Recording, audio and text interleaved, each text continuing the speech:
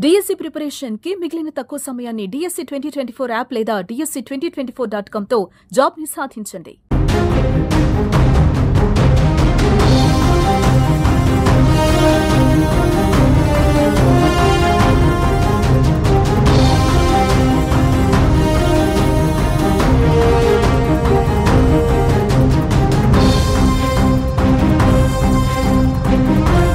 భారతదేశ ఆర్మీ రహస్యాల కోసం ప్రతి ఛాన్స్ను వాడుకుంటోంది పాకిస్తాన్.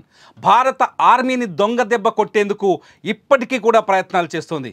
ఛాన్స్ దొరికితే చాలు పైకి చర్చలని మాట్లాడుతూనే భారత ఆర్మీ రహస్యాల కోసం అన్ని మార్గాలను వాడుతోంది. తాజాగా బీఎస్ఎఫ్ జవాన్ పూర్ణం కుమార్ సాహు పాక్ భూభాగంలోకి వెళ్ళి పాకిస్తాన్ ఆర్మీకి దొరికాడు. అతన్ని 21 రోజుల పాటు జైల్లో బంధించిన పాకిస్తాన్ సైన్యం అనేక రకాల వేధింపులకు గురి చేసింది. భారత సైన్యానికి సంబంధించిన రహస్యాలను తమకు చెప్పాలని లేకపోతే తమపైన దాడి చేస్తానని బెదిరించినట్టు పూర్ణం కుమార్ మీడియాకి చెప్పాడు. పూర్ణం కుమార్ని ఇవాళ దౌత్య చర్చల తర్వాత భారత సైన్యం అతన్ని విడిపించింది. ప్రస్తుతం పూర్ణం కుమార్ తన స్వస్థలాలకు చేరుకున్నారు. పాకిస్తాన్కు తమ భూభాగంలోకి బీఎస్ఎఫ్ జవాన్ పూర్ణం కుమార్ 21 రోజుల క్రితం కేవలం చెట్టు నీడ కోసం సరిహద్దును దాటి అవతలకి వెళ్ళాడు. ఆ సమయంలో బార్డర్ ఫోర్స్ అతన్ని పట్టుకొని బంధించిన తర్వాత పూర్ణం కుమార్ సాహుని అదుపులోకి తీసుకొని దాదాపు 21 రోజుల పాటు అతన్ని తమ జైల్లో పెట్టింది. పూర్ణం కుమార్ని జైల్లో ఉంచినంత కాలం కళ్ళకు గంతలు కట్టి ప్రశ్నించారు. పాకిస్తాన్ రేంజర్లకు బీఎఫ్ జవాన్ నిజానికి ఖైదీగా దొరకలేదు. వారి దేశ సైనికులపై దాడి చేసి కూడా పట్టుబడలేదు. ఎండకు తాళలేక అస్వస్థకు గురై చెట్టు నీడ కోసం వెళ్ళి పాక్ భూభాగంలో చెట్టు కింద కూర్చున్నాడు.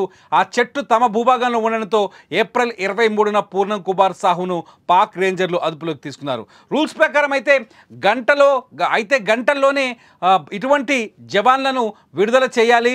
2-3 రోజులు లేదంటే 2-3 రోజుల సమయం తీసుకొని వదిలిపెట్టవచ్చు. కానీ భారత్తో ఉద్రిక్త పరిస్థితుల నేపథ్యంలో పూర్ణం కుమార్ సాహును 21 రోజులు బందీగా ఉంచుకుంది పాకిస్తాన్. అయితే ఈ సమయంలో అతన్ని హింసించినట్టు సంబంధిత వర్గాలు కూడా వివరాన్ని బయటపెట్టాయి.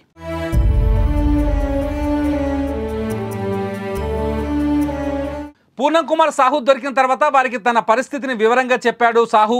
కానీ అవేం వినిపించుకోలేదు పాక్ అధికారులు. పూర్ణం కుమార్ సాహును నిర్బంధించారు. 3 ప్రాంతాల్లో తిప్పి చివరికి జైల్లో ఉంచారు. కంటికి కట్టిన గంతలను కూడా విప్పకుండా అడ్డమైన ప్రశ్నలతో నిత్యం వేధించారు. శారీరకంగా హింసకు గురి చేయకపోయినా మానసికంగా మాత్రం కుంగదీశారు. సరిహద్దుల్లో భద్రతను ఎలా మోహరించారు, ఎంతమంది సైనికులున్నారు, సైన్యానికి ఎవరు నాయకత్వం వహిస్తున్నారు, వారి ఫోన్ నెంబర్లు ఏంటి అంటూ ప్రశ్నల వర్షం కురిపించారు. కానీ పూర్ణం కుమార్ సాహు నోరు మెదపలేదని తెలుస్తోంది. పూర్ణం కుమార్ సాహు వద్ద మొబైల్ ఫోన్ లేకపోవడంతో వారికి ఎలాంటి ఆధారాలు కూడా దొరకలేదని అర్థమవుతోంది.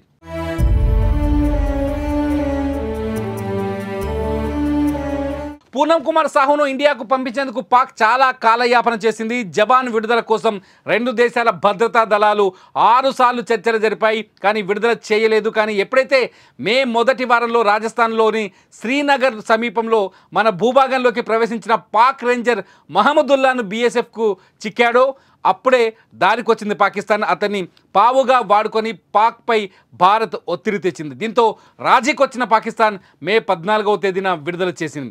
అటారీ జాయింట్ చెక్పోస్ట్ ద్వారా భారతదేశానికి పూర్ణం కుమార్ సాహుని అప్పగించారు.